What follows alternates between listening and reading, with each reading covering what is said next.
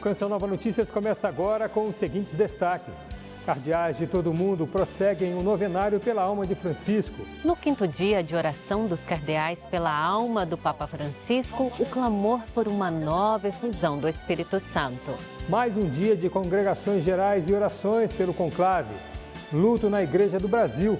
Morre Dom Zeno, bispo emérito de Novo Hamburgo, no Rio Grande do Sul. Sepultado em Lorena, interior de São Paulo, o corpo do padre Mário Bonatti. Na segunda reportagem especial dos 65 anos de Brasília, a história dos pioneiros na capital federal e a história de 3 missionários que tiveram a vida modificada por Papa Francisco.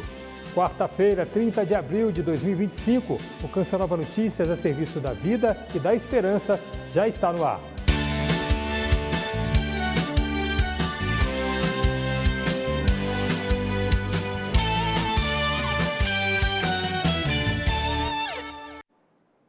Boa noite. Um dia cheio de atividades para os cardeais presentes em Roma. Entre os assuntos tratados na pauta de hoje, as finanças da Santa Sé e a polarização no mundo. Quem tem mais detalhes desse dia é Ronaldo da Silva, direto da capital italiana. Foi um dia realmente bastante cheio aqui, para os cardeais, também para o pessoal que trabalha no interior aqui do Vaticano e a própria cidade de Roma também se preparando já para o conclave da próxima semana, repetindo todo o esquema de segurança da semana passada nos funerais do Santo Padre e sepultamento. A mesma coisa vai ser repetida com toda a grossa estrutura de acolhimento, de segurança, de saúde e de tudo. Mas também o dia dos cardeais hoje foi cheio e a período da manhã eles trataram, por exemplo, das finanças da Santa Sé, que preocupam um pouco desde a época da pandemia, vem sempre com um balanço negativo. E então, deixando já para todo o colégio cardinalício da real situação do momento. Falaram sobre evangelização, incentivo às vocações, falaram sobre a polarização que existe hoje no mundo e também dentro da igreja, uma ferida, uma preocupação, como abordar essa questão e, sobretudo, destacaram a colegialidade que deve existir no Colégio dos Cardeais, mas em toda a igreja, para se combater exatamente qualquer polarização. Foi um dia também de oração e neste contexto tivemos mais uma missa do novenário, do Novendiale. Acompanhe agora a reportagem da Danúbia Gleiser.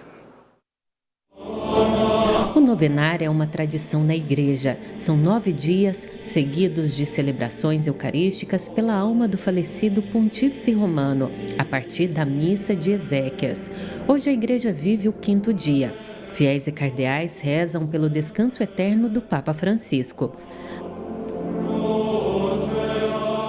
Anche in questa basilica, che pochi istanti prima della veglia era stata visitata dal Santo Padre Francesco. Na homilia, o cardeal Leonardo Sandri recordou a Basílica de São Pedro, que momentos antes da vigília pascal foi visitada por Francisco e citou que, de modo inconsciente, ele se preparava para atravessar outro mar vermelho, outra noite que a ressurreição de Cristo nos permite chamar de noite bem-aventurada. Ci consente di chiamare beata. A sucessão de Pedro convoca cada purpurado a confirmar na renovação da profissão de fé, na ressurreição da carne, no perdão dos pecados, mesmos os em um homem que se tornou pontífice, e na renovação da consciência de que a unidade da história de cada pessoa está nas mãos de Deus, disse o celebrante. São todos cardeais que têm a mesma preocupação na sucessão de Pedro. Então é muito tranquilo, é diálogo, é escuta, é conhecer-se um ao outro para que possam sim eleger aquele que será o Papa deste momento. Quem será o Papa? Não sei.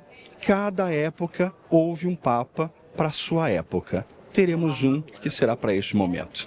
De acordo com o cardeal Sandri, vivemos a transição entre a conclusão da vida do Papa Francisco, sucessor de Pedro, e o cumprimento da promessa de que, com a nova efusão do Espírito, a Igreja de Cristo continue a caminhar entre os homens com um novo pastor. Ut famulus tuus, Papa Franciscus. Ao concluir a celebração, o cardeal confiou mais uma vez a Deus a alma do Papa Francisco e clamou ao Senhor que o encha de alegria por estar na sua presença e que Maria, mãe da Igreja, interceda por aquele que tanto se fixou em seu olhar amoroso e agora descansa na basílica a ela dedicada. Em 12 anos de pontificado, Francisco sempre teve como uma das pastas de trabalho o diálogo interreligioso. O Santo Padre buscava aproximar tradições religiosas, entre elas o judaísmo e o islamismo. Papa Francisco sempre procurou construir um caminho de fraternidade entre povos de diferentes religiões. Então, se a gente puder reconhecer a importância do outro para a gente construir fraternidade entre os povos, todos irmãos. Então, o outro não é um inimigo, né? O outro é alguém com que a gente pode trabalhar juntos, que a gente possa rezar por essa paz, né? Entre as pessoas, desarmar a língua, desarmar as mãos. O Papa Francisco, por várias vezes em seus discursos, deixou claro que o diálogo interreligioso não significa negar a fé cristã, mas acolher o outro em sua natureza sem imposição. Ao reconhecer suas raízes no cristianismo, o pontífice buscou aproximação com o judaísmo e também com outras tradições como o islamismo.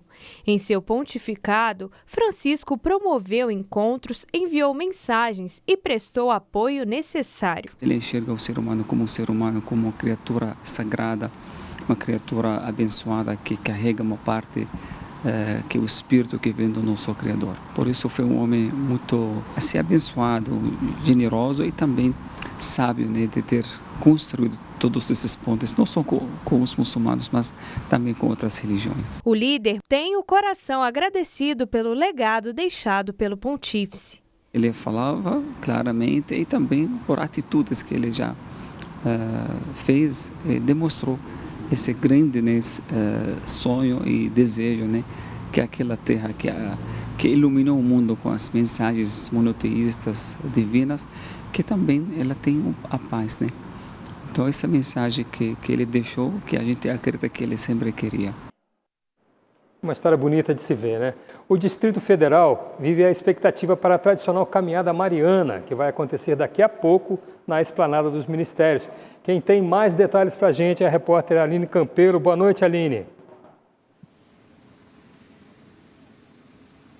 Uma ótima noite de quarta-feira para você. Exatamente, são 50 anos da caminhada mariana e esse ano celebrando o Jubileu de Ouro. Levando velas, terços, além, claro, de corações abertos para receber o favor da Virgem Santíssima. Dezenas de fiéis já estão se preparando para a saída, daqui a pouco, às 8 horas da noite. Ao meu lado está um dos organizadores, representante de uma das 4 regiões do DF, que se concentram aqui hoje para a Caminhada Mariana 2025, senhor Ardson Cartacho. Obrigada pela presença. Qual que é o objetivo, então, desse evento que completa meio século? O objetivo desse evento, que é organizado pelas equipes Nossa Senhora, é abrir o mês de maio, que é um mês dedicado a Maria, né, na nossa Igreja Católica. Então, nós organizamos anualmente esse evento, sempre do dia 30 para o dia 1º, com o objetivo de abrir o mês de maio. Seu Ardson, agora, o que foi programado para esse ano de 2025, celebrando aí 50 anos da caminhada? A caminhada mariana, né, esse ano é especial pelo Jubileu de Ouro, mas além da caminhada, que é a procissão de velas, que acontece aqui no lado externo, né, da Esplanada do Ministério. Nós vamos rezar o terço, juntamente com os conselheiros espirituais e a população. E, em seguida, nós vamos para assistir uma missa celebrativa na Catedral de Brasília. Após a caminhada, então, nós temos a missa na Catedral, que vai iniciar aí umas 20h30, né, mais ou menos, 22h30. E, então, fica um convite aí, né, para as pessoas, é aberto ao público, né, se quiserem comemorar conosco, consagrar o mês de Maria, seremos muito bem recebidos. Muito obrigada pela entrevista, seu Ardson. É isso, ainda dá tempo de chegar para participar da caminhada e da missa logo mais. Volto com você no estúdio, Wallace.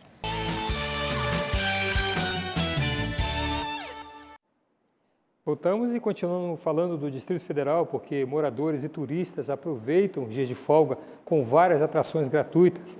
E é que o acesso ao Jardim Zoológico e ao Jardim Botânico foram liberados ao público.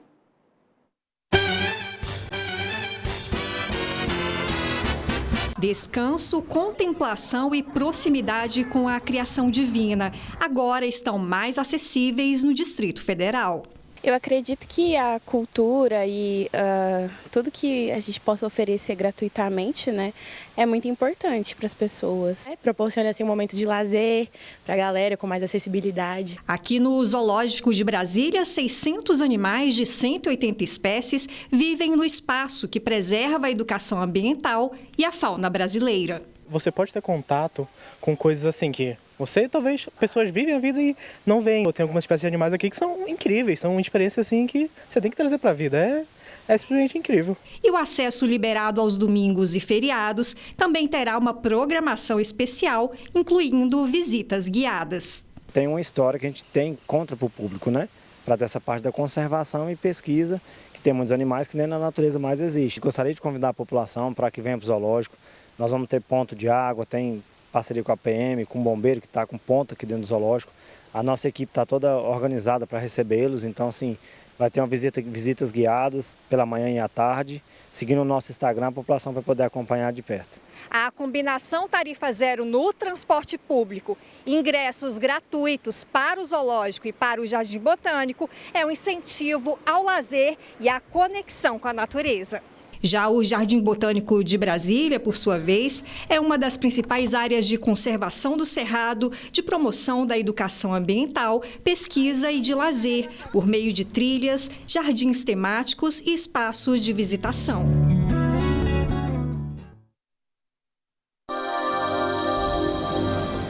Olá, ótima noite. O feriado será de friozinho no sul do país.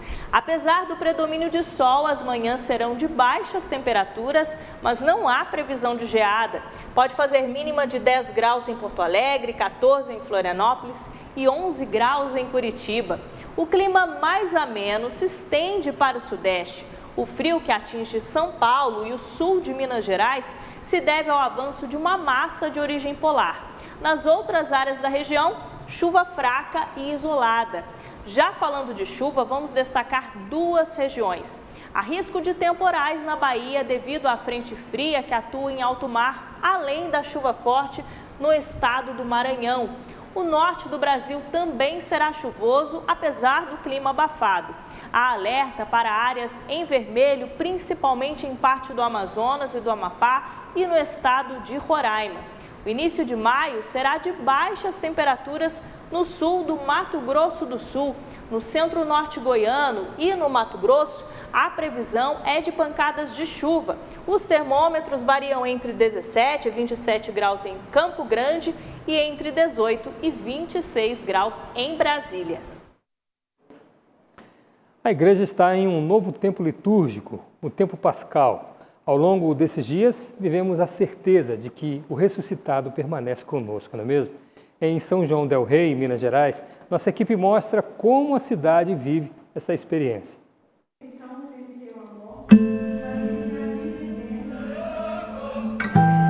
Depois de alguns dias da celebração da Mãe de Todas as Vigílias, a igreja emana a luz do ressuscitado.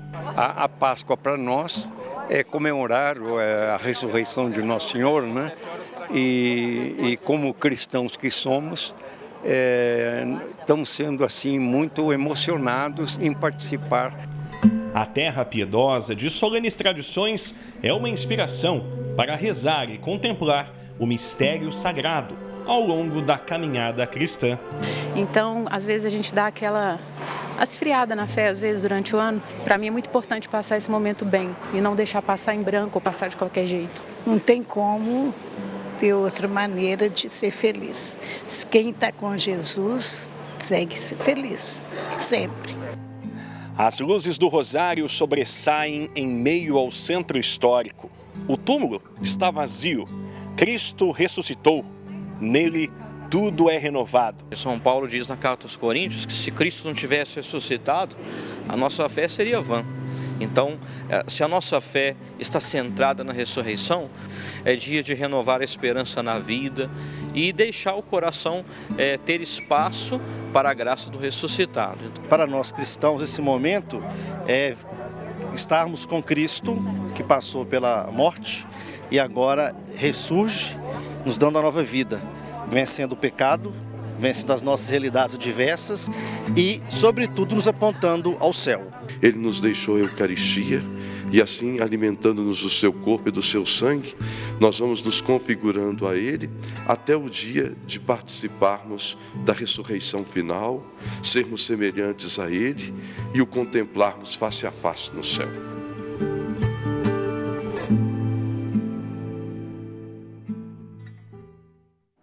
Bonito, né? Vamos falar um pouquinho mais de Papa Francisco? Em seu pontificado, Francisco falava de uma igreja pobre para os pobres.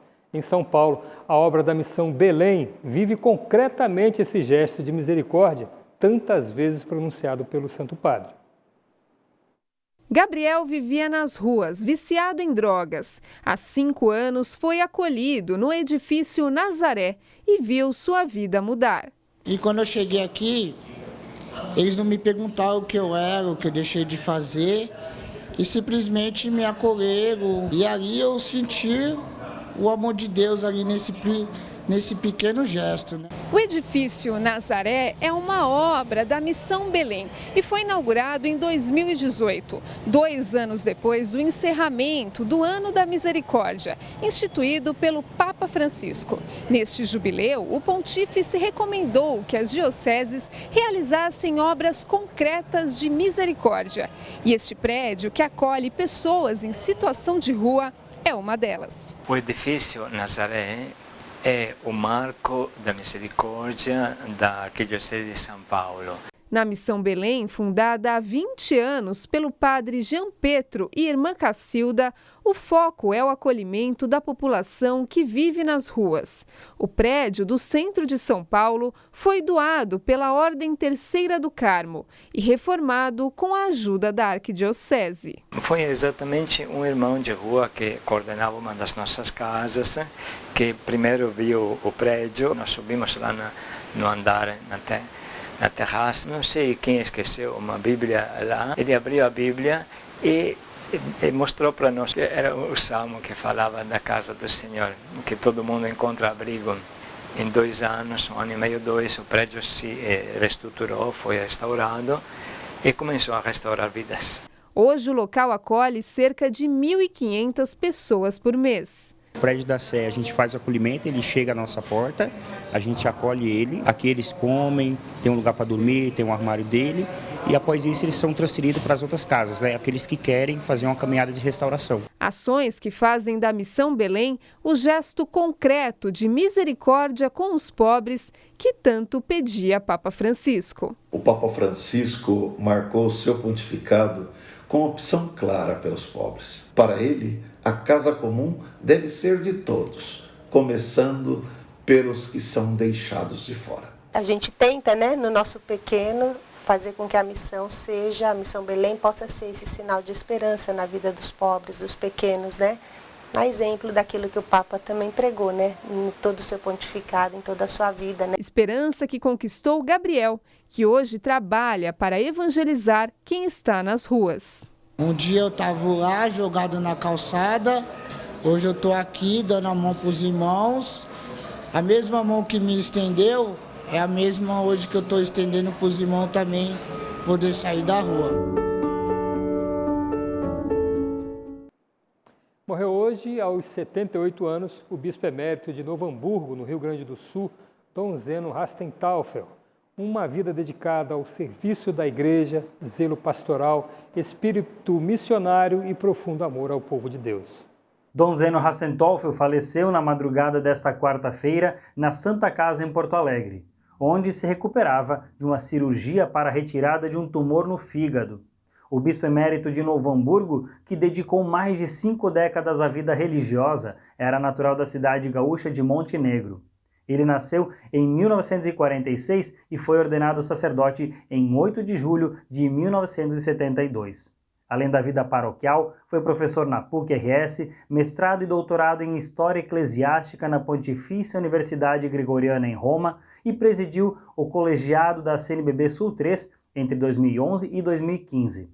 Dom Zeno também deixou publicações voltadas à teologia e à história da igreja e fundou o CLJ, Curso de Liderança Juvenil, de forte atuação na Diocese de Novo Hamburgo. Na Canção Nova Rio Grande do Sul, o bispo apresentou um programa sobre a história da igreja. O corpo de Dom Zeno será sepultado nesta quinta-feira na Catedral Diocesana São Luís Gonzaga, em Novo Hamburgo. A missa de exéquias e sepultamento serão às 9h30 da manhã. E foi sepultado hoje o corpo do padre, professor e escritor Mário Bonatti. O sepultamento aconteceu na cidade de Lorena, interior de São Paulo, onde viveu a maior parte do seu sacerdócio salesiano. Lágrimas de professora aposentada têm significado profundo. Há 40 anos ela chegava da Bahia para o interior de São Paulo, época sofrida de sua história. Ele me acolheu naquele momento, segurou meu filhinho no colo, que hoje meu filho tem 40 anos, e foi o maior legado que ele deixou, de acolher, de amor e de olhar o próximo. Fiéis, ex-alunos, amigos e religiosos no último adeus ao amigo padre. Era aquela pessoa que estava sempre ali para nos escutar e nos dar orientações. A sensibilidade do sacerdote com a educação era comovente. O olhar ia além da sala de aula. Grande incentivador da Canção Nova. Era um sonhador com o Padre Jonas. Um homem que usava muitas metáforas para falar. Pedimos também a Deus que console o coração dos familiares, os salesianos, a sua comunidade religiosa. Natural de Pomerode, Santa Catarina, Padre Mário seguiu o chamado ainda jovem, ingressando na congregação salesiana. Estudou no Brasil e na Itália. Foi ordenado sacerdote em 1961 e fez da missão educativa e pastoral o centro da própria existência. O Padre Mário foi, de fato, um verdadeiro filho de Dom Bosco. Hoje, lá no céu, certamente, que ele vai interceder por nós. Foi aqui em Lorena, no interior de São Paulo, onde Padre Mário Bonatti celebrou a fé, cultivou a esperança e semeou a palavra de Deus durante décadas. Hoje, quem ele tanto acolheu, veio retribuir com lágrimas, orações e boas lembranças. O fato dele vir ser sepultado aqui, acho muito justo, porque ele sempre se fez muito presente na caminhada de gerações, né? Aqui, imagine que ele foi meu professor quando eu era estudante de filosofia, seminarista, né? E ele continuou dando aula. Professor universitário, autor de mais de 10 livros, pensador humanista. Padre Mário falava de Deus com palavras simples e gestos profundos. E o que marca é a sua simplicidade, a sua humildade e a sua santidade que ele demonstrou aqui no meio do povo da Diocese de Lorena. Na despedida, cantos suaves e mãos unidas em prece. Rito singelo para um homem que viveu a grandeza da simplicidade. Um homem que, a partir também da sua intelectualidade, foi simples. Portanto, um homem do diálogo, um homem que criou muitas pontes. Sua história seguirá contada em palavras, gestos e vidas transformadas. O corpo repousa, mas Padre Mário Bonatti permanece nos corações que tocou.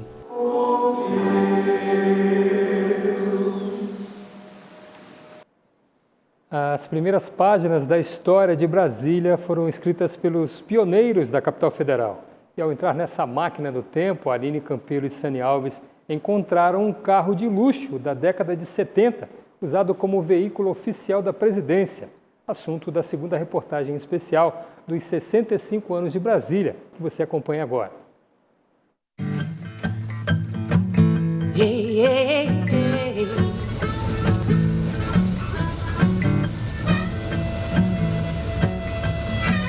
É assim que o seu Dilson resolveu compartilhar a história de Brasília, levando pessoas para passear pelas ruas planejadas da capital federal em um autêntico carro de época. É uma paixão, todo mundo adora. Aonde eu passo, a gente buzina, fala comigo, que coisa mais linda, quer tirar fotografia. Eu constantemente estou nos encontros dos carros antigos. E o passeio fica ainda mais completo com a participação do guia de turismo. Não pode faltar, lógico, a história do Juscelino, a Dona Sara, a de como foi a mudança à capital. Muita gente pensa que foi ele que um dia acordou e teve a ideia de fazer a mudança, só que isso não é correto. A mudança à capital começa lá no século XVIII, passando depois pela primeira Constituição Republicana de 1891, no artigo 3º, até chegar a Juscelino em 55, na promessa de campanha, que ele seria então responsável, mas que já estava na Constituição. Aí Juscelino falou, se eu for eleito presidente, então vou respeitar, e o Brasil assim assim avançará 50 anos em 5, que é o famoso projeto, né, do Juscelino para o seu governo. Este outro pioneiro guarda relíquias registradas pelo trabalho como fotojornalista. Fernando Bezerra acompanhou governos instalados em Brasília e não se esquece do dia que acompanhou o velório do fundador da capital federal. Foi uma das coberturas mais extensas, né? Comecei a fotografar às 10 horas da manhã no aeroporto e terminamos às 21 horas, quando houve o encerramento, quando houve o sepultamento. O fato de estar já fotografando fez com que eu circulasse muito, né, nos lugares onde haviam as reuniões sociais, né, onde o presidente ia almoçar nos canteiros de obra. Brasília foi o destino em que muitos escolheram ficar. Segurança e oportunidades foram os principais fatores que levaram milhares de pessoas a fincar raízes na capital, criada há 65 anos. E pela segunda vez, Brasília é eleita a cidade mais sustentável do Centro-Oeste. A pesquisa leva em consideração 43 indicadores, entre eles o desenvolvimento econômico, o meio ambiente e a governança. A metrópole de quase 3 milhões de habitantes encanta os olhos acostumados e também dos desavisados. Abriga esperanças e desigualdades. A cidade inaugurada foi planejada para expressar modernidade, integração e liberdade. Hey, hey, hey.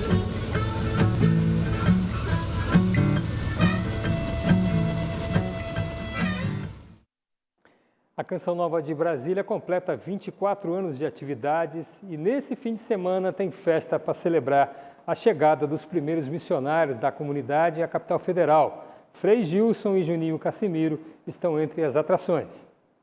Padre Roger, responsável pela missão na capital federal, estará na grande festa que está sendo preparada. Ele explica que o tema faz parte do tríduo em preparação para os 25 anos que serão comemorados em 2026. Ele está vinculado ao cântico de Simeão, quando ele pega o menino Jesus no templo e vai dizer: agora o vosso servo pode ir em paz, porque meus olhos viram a vossa salvação. E nós caminhamos dentro daquilo que é a perspectiva do carisma Canção Nova. Nós somos chamados a preparar um povo bem disposto para a vinda gloriosa do Senhor. A Canção Nova em Brasília atua em várias frentes de evangelização, como um grupo de oração, encontro e a celebração da Santa Missa semanal, com transmissão pela TV Canção Nova. A loja oferece artigos religiosos e o bazar recebe doações de roupas e acessórios vendidos a preço popular para contribuir com o projeto Dai-me Almas. Jornalismo e programas de evangelização direta, além de transmissões de grandes celebrações da Arquidiocese, fazem parte da programação da rádio e da TV em Brasília. Em todos os prédios da missão há uma capela com Jesus Eucarístico, aguardando para ser adorado, seguindo a orientação do padre Jonas Abib, fundador da comunidade. Vamos juntos celebrar 24 anos da comunidade Canção Nova aqui em Brasília. Dias 13 e 4 de maio no pavilhão do Parque da Cidade. Juninho Cassimiro e missionários da comunidade Canção Nova também estão entre os convidados. Mais informações sobre a programação podem ser conferidas no perfil Canção Nova Brasília nas redes sociais. A montagem de toda a estrutura para receber os fiéis que virão celebrar esse aniversário com a gente já começou. Aqui no pavilhão teremos pregações, adoração, missas, shows, tudo voltado para a renovação da nossa esperança, inspirados pelo tema do ano jubilar Peregrinos de Esperança. A missa de encerramento será celebrada pelo Núncio Apostólico do Brasil, com a presença de várias autoridades. Os ingressos podem ser adquiridos na plataforma simpla.com.br.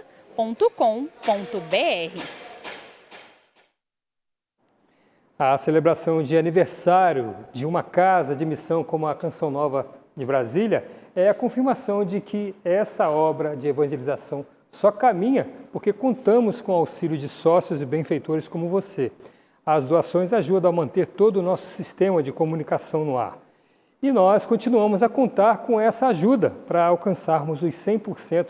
Neste último dia de abril, estamos com 85% de nossa meta. Acesse clube.cançãonova.com e saiba como contribuir.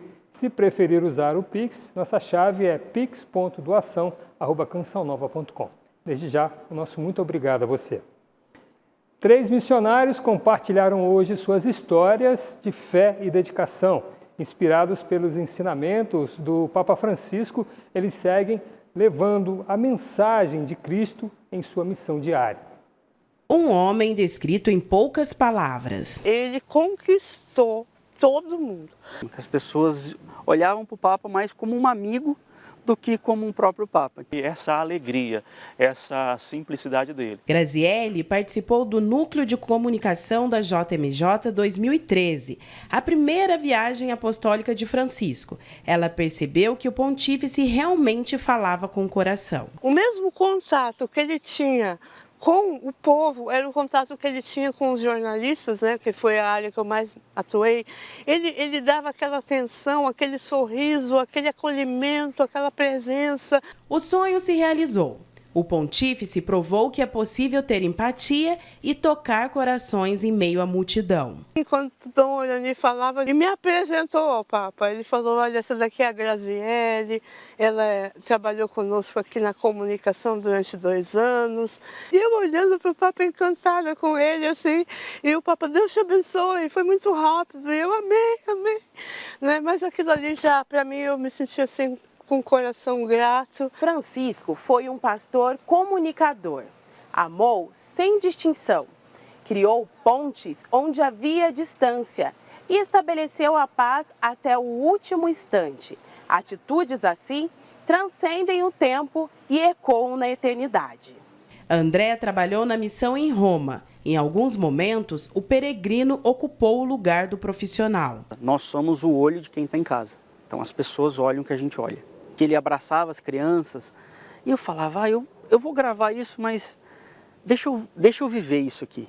Então. Silas recebeu a missão de cobrir a Jornada Mundial da Juventude no Brasil. Em meio à entrega missionária, encontrou o coração de Vânia. Um dia, ela se aproximou, né, e começamos a conversar, começamos a partilhar. Como ela sabia que estava na missão de Roma, perguntou como foi a questão da missão de Roma. E fomos conversando, partilhando. Foi uma conversa muito boa, confesso. Ali me encantei por ela. Então, confesso que tenho uma gratidão imensa pelo Papa Francisco, que graças a ele, tive a graça de conhecer a minha esposa e concretizar o meu estado de vida. A mensagem do Santo Padre norteia o casamento de Silas. O casal se baseia em uma das palavras mais ditas em seu pontificado. Ao diálogo, cresce ainda mais o amor, cresce ainda mais a união. Então eu vejo o quanto para mim é importante hoje no meu matrimônio ter a questão do diálogo. E assim os missionários comunicadores da alegria do Evangelho refletem a herança deixada pelo Papa Francisco. Memória viva e registrada na vida daqueles que trilham o caminho da fé. Ele era o Papa sendo o Bergoglio, ele era o Francisco sendo o Bergoglio. Então acho que isso foi o grande aprendizado. E eu aprendi com ele que eu preciso ser eu onde quer que eu esteja. Então vejo que é isso, realmente, estar presente, amar e ser coerente com a minha vida missionária. Para mim, assim, uma das imagens que ficou marcante foi aquela vez que o Papa sozinho subiu a escada durante a pandemia. Aquilo eu chorava em ver aquela imagem, porque aquilo ali não foi simplesmente uma imagem. Aquilo ali foi um discurso, ele não precisava falar nada. Esse Papa que se fez um com a humanidade em todas as suas dores. O Canção Nova Notícias fica por aqui. Reveja as reportagens de hoje em nosso portal noticias.cançãonova.com. Uma ótima noite para você.